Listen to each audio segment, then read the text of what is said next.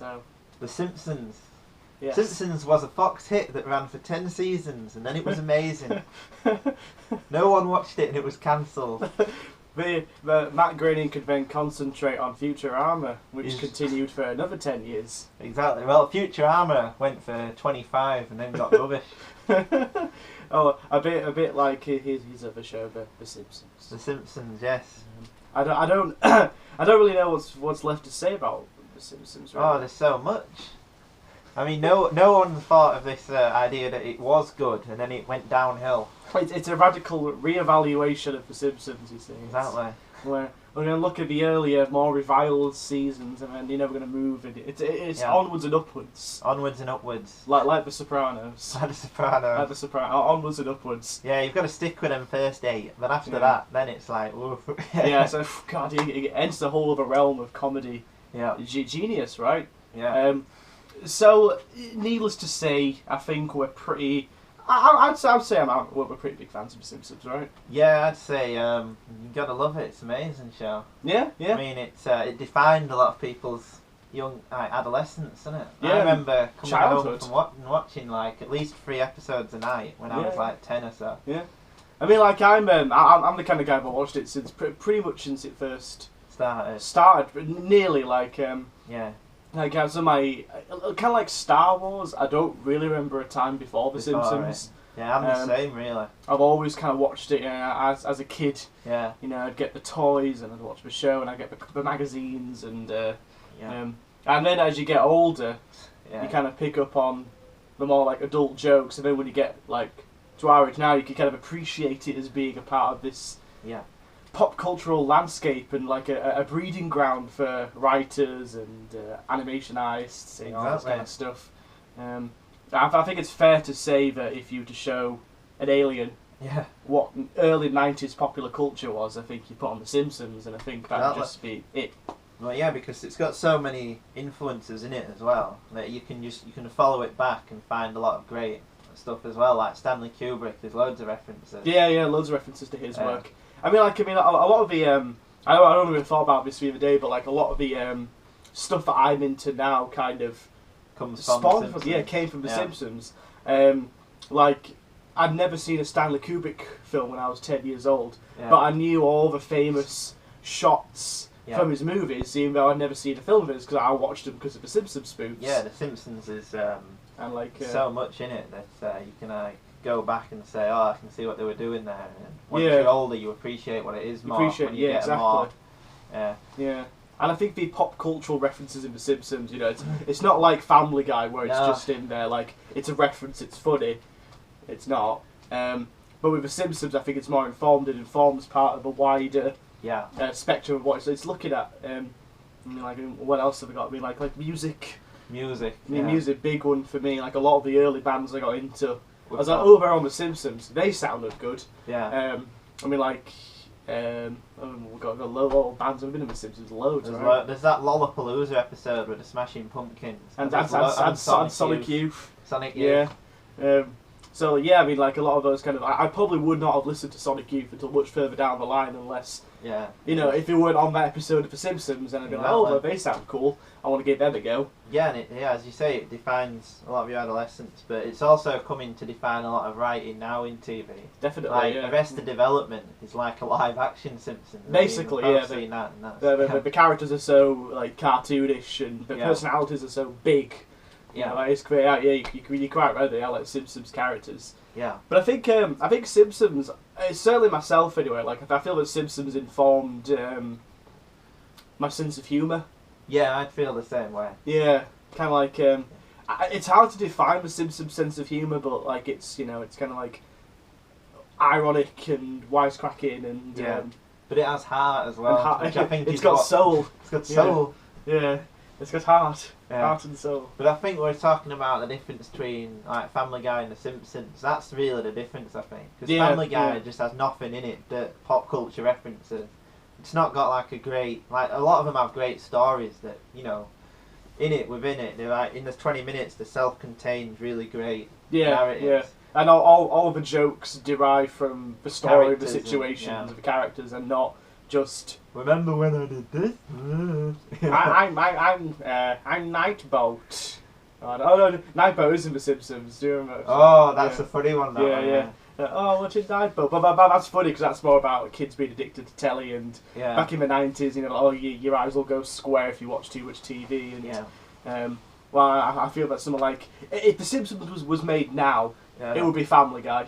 Yeah, I think so. But of course, Family Guy would be here without the Simpsons. Yeah.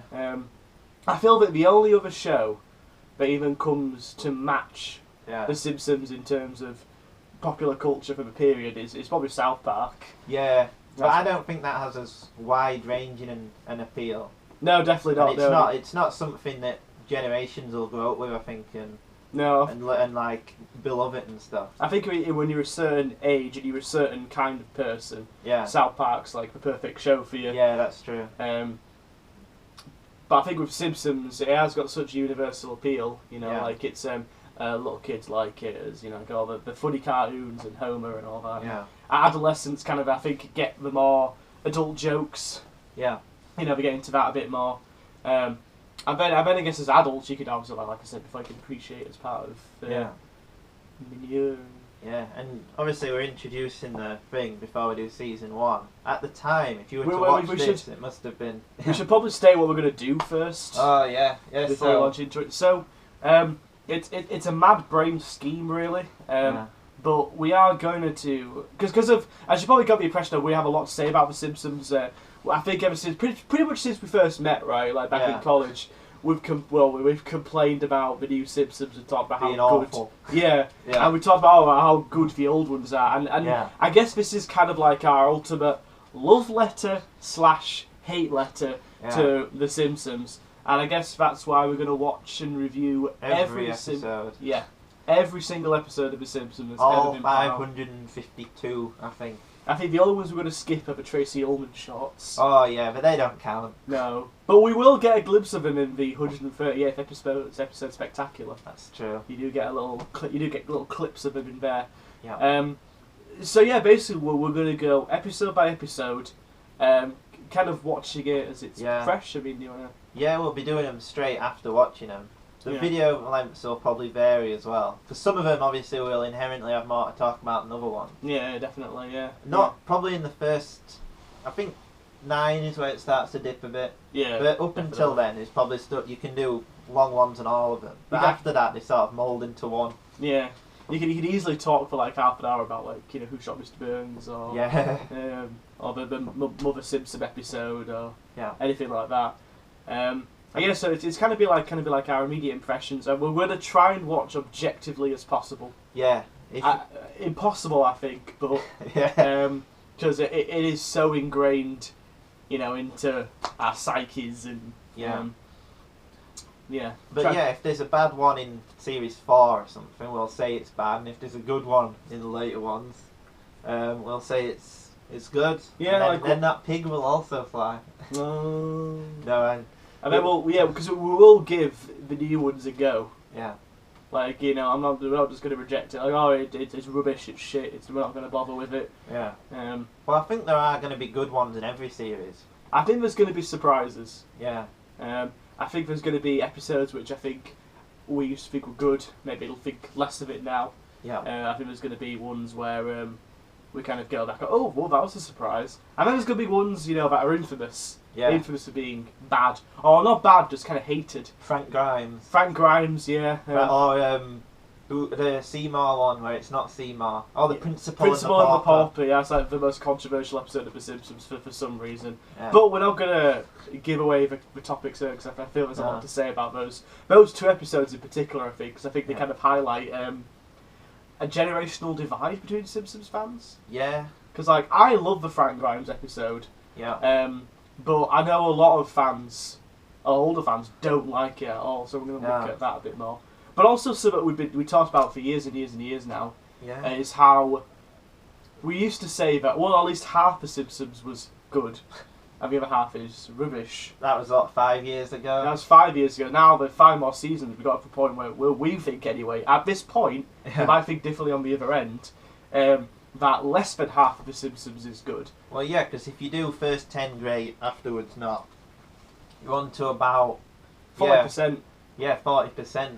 So can we call that show good? 2/5, exactly. I mean, if the first 2 series of Sopranos were good and then it was awful, you'd say it was a terrible show, wouldn't you? But we're going to reference The Sopranos a lot, by the way. Yeah. Yeah, that's all The Wire. All The Wire. Yeah. Yeah. Well, what's interesting and I ought to talk about is how like TV changed around this as well. Because when this came out, there weren't a lot of shows that were. There weren't a lot of good cartoons for adults. No, there weren't any really. Well, there weren't any. I think there was like Fritz the Cat. Fritz the Cat. That was about That's it. a film really. anyway, isn't it? It's a film and it was a show. Oh, I I think. didn't know. I might be corrected by somebody because I don't want. I'm not a fan. No. But yeah, I mean, it changed. It even changed. Like there were good sitcoms before, like Cheers or MASH. Yeah. That were like classics now, but this one was popular in a way that a lot of other ones weren't. Yeah. So you talk about that. Definitely. I think the problem is that the show was kind of, it never evolved. Yeah. It kind of like the Simpsons, I think, were created to intentionally reflect a standard 90s family. Oh yeah. You know, you look at old sitcoms like, what's it called? That one where they like in the opening sequence they all put like in the little squares and stuff, and it's good night, Paul. What's it called? Oh, I know. You know what I mean? Yeah, I know what you mean. Because I think put it on the comments if you know. You know. Tell us. We're ignorant British people. Exactly. We don't know these things. We don't watch these shows. No, we watch Downton Abbey. We watch Downton Abbey and I don't know what else. The Tour de France. The Tour de France. And Wimbledon. Yeah. We don't understand sitcom. We don't understand. My Family is our favourite Family. One. That amazing BBC Two sitcom. But the BBC is a thing. Yeah, over here. Well, the BBC. Yeah, we can talk about how Simpsons changed. It used to be on BBC, then Sky, and now it's on Channel 4. Channel 4, Sky. yeah. Yeah, so like for a time, over here in Britain, we only had 5 channels. Yeah. And there was a time when The Simpsons wasn't shown at all on terrestrial TV. Do you remember? No. For about, because it was on BBC, yeah, and then it went off air for about 6 months because they lost the rights to it. Oh no! So there was a time, believe it or not, when The Simpsons wasn't shown on British terrestrial TV. Digital wasn't really big until like late 2000s really over here. But there was a time when Simpsons wasn't shown. It's crazy. Oh, shocking. So like the Simpsons were kind of part of huge integrated to 90s culture, and they never adapted. No. They never evolved. So I feel like well, their attempts to evolve were laughably poor. Like that one where there's a later one where they re-evaluate where they do a retread of how they met, and he's in a grunge band in the 90s. It just feels so wrong. Or like the episode I really want to flag up and talk about quite a lot is the one where Homer gets a computer. Oh, because I feel that's a real kind of watershed moment. That's funny as that one.